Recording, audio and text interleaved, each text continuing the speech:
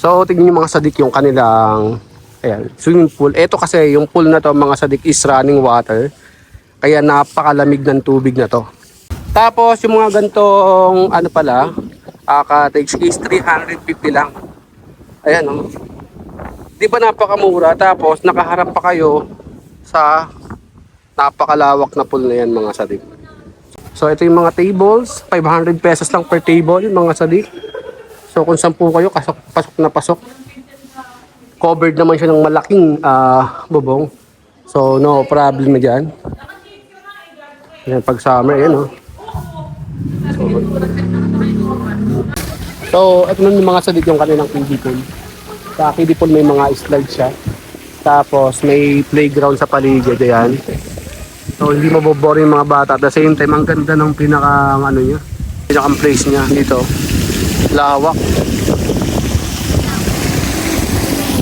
So nandito na tayo ngayon mga sadik sa bahay ni Rap, kung saan dito daw siya na house arrest. So mga sadik, ito na yung next destination natin. Ito yung inuman ni Ejercito Estrada. So papakain namin yung Kain ka? Gusto mo to? May regalo ako sa'yo. Hey! Nga. Ano naman? Kunin mo ba ako ito? What's up mga sadik, Tom TV's in the house again, and for today's video, nandito tayo ngayon sa Tanay Rizal sa isang napakalaking camping site.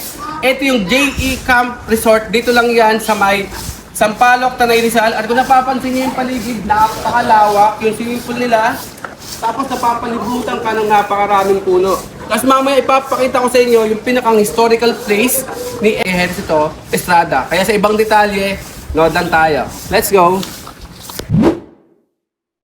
So tingnan niyo mga sadik yung kanilang swimming pool. Ito kasi yung pool na to mga sadik is running water. Kaya napakalamig ng tubig na to. Tapos dagdagan mo pa na itong mga puno na nasa paligid. So di ko alam kung kakayanin nyo. Pero ngayong summer bagay na bagay siya. Ay ang mga bata o kaya. O yun. Tapos yung mga gantong cottage is 350 lang. Ayan o. Di ba napakamura, tapos nakaharap pa kayo sa napakalawak na pool na yan mga sadik. So marami mga cottage dito, napakamura lang kagaya niyan. 350, tapos may mga centralized sila rito na ihawan yan, sa mga day tour. So marami namang mga cottage kagaya niyan. Pwede kayong maglakad-lakad dito. Ganda dito mga sadik kasi para ka pa rin nasa nature, at the same time ramdam mo pa rin yung tubig na bukal. Sabi nga running water. Tapos mamaya pala may part dito na pwede kayong mamasyal sa isang museo nila Joseph Estrada. So ito naman yung sa kabilang mga cottage yan. 350 lang yan. May centralized na ihawan. Ayan. So siguro mga 10 kaya yan. Tapos yung ganitong mga table, ayan, yung mga ganitong table mga sadik is 500 pesos lang. Ayan. May kasama na kayong nagbabantay sa inyo yan. Siguro sa RJ. Mga ganito is 500 pesos lang. Tapos may mga outlet naman sila for charging station. Ayan. Pwede kayo mag-charge. Tapos dito nyo paparada yung inyong motor. Pero pag pumarada kayo mga sadik, medyo i-adjust nyo kasi dito sa part na to nalalaglag yung mga dagta. So, ito yung mga tables, 500 pesos lang per table mga sadik. So kung 10 kayo, pasok na pasok. Covered naman siya ng malaking bubong. So no problem na dyan. Yan, pag summer, yan oh. So,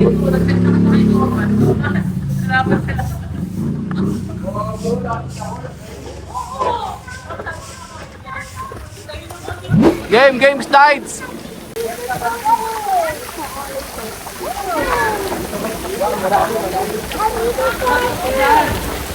So, ito na yung mga sadik yung kanilang kiddie pool. Sa kiddie pool may mga slide siya. Tapos may playground sa paligid, ayan. So, hindi mabobore yung mga bata. At the same time, ang ganda ng pinakang place niya dito. Lawak. So, ito na yung sasakyan natin mga sadik. Mag-iikot na tayo rito.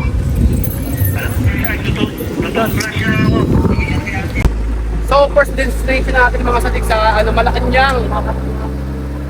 So, nandito tayo ngayon sa Joseph Ejercito Estrada Museum and Archives. So, we are here na. So, ito yung kanilang sasakyan. Grabe naman ito. Bentley ba to? Cadillac.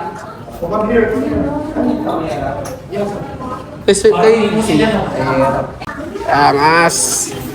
So, tour muna tayo mga sadik. So, ito na nga. Ipon-ipon muna tayo. Angas ng Cadillac. Ano?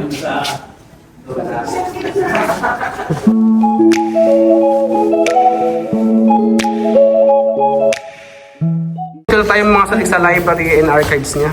Ang solid nito.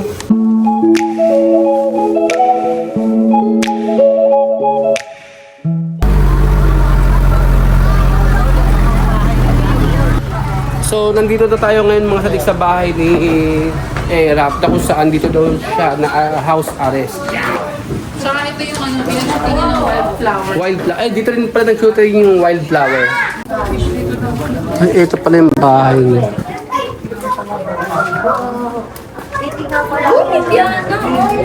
Yung mga sadik.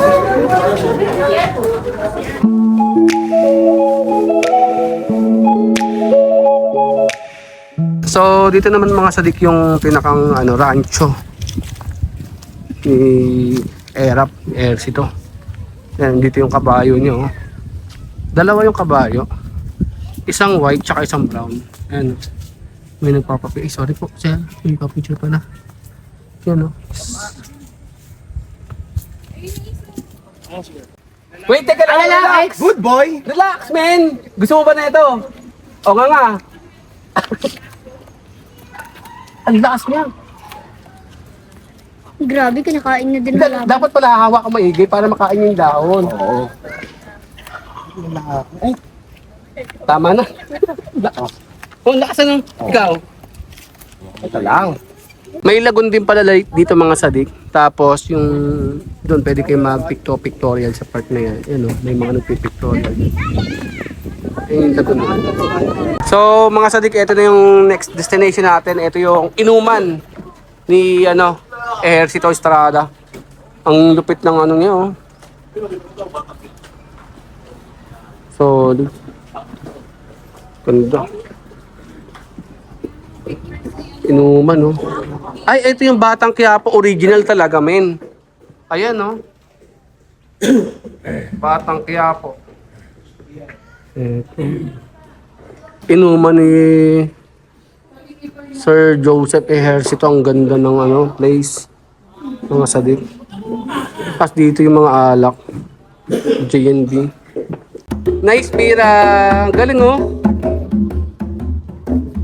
So, akit tayo rito mga sadik. Ito yung picture nyo. Akit tayo rito. So, ang galing yun. Tapos dito sa taas, bilyar.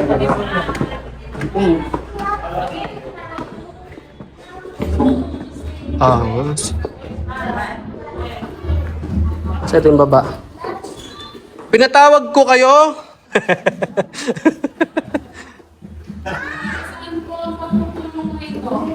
May gagawin tayong napaka-importanting mahalaga. Ganda. Grabe, sorry din. Tapos may bilyaran dito. Pwede kang umupo. Grabe ang solid. Isipin mo, di ba? Kung gaano ka lupit si Ejercito Estrada. Sige, tuloy po kayo.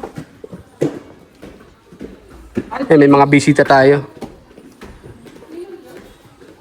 Si FPJ, tsaka si Ejercito.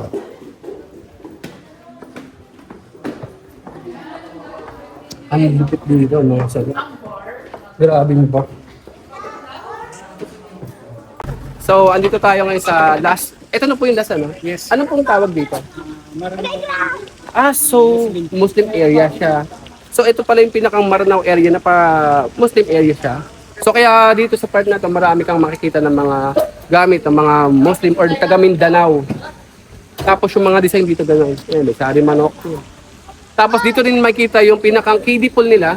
May mga slides din yan. Tapos may mga playground na pambata. Napakalawak na ito mga sadik. Naman kung sa yung basketball court po yan, yung ginagamit ng carabiner po sa mga player. Ah, okay. Di sila ka-practice. Oh. Ito pala, ano, galing. Dito sa part na itong mga sadik yan. Basketball court pala siya. So kung magde-dater pala kayo rito mga sadik, pwede kayong umikot dito sa part na to. So para ma-experience nyo rin yung mga dinaanan namin. Pero yung sa mga museum, ibang race na po siya. So dito tayo sa Kulintang. Sa mismong ano. Parang di ko binag kanina to. Ay, picture tayo dito. Ang ganda oh. So, ito po yung pinakamay-ari. Sir! Ano po masabi? Busy ako eh. Busy. Eh, ito yung pang-Exodus man, oh. Ganda nun. Ano talaga yan? Oo, dagundong. Ayan. So, ayan, mga sadik. Tapos, may malalaking mga banga, ayan. Sa part na yan. Tapos dito yung mga espada. Yung espada, mga ano. Espada yan ni ano.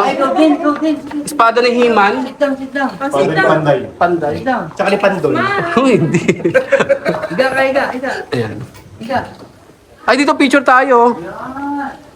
Ganda. Ayun yung sari manok.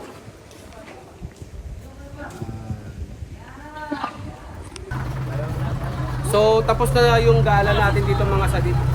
Solid naman. Napaka-angas pala dito.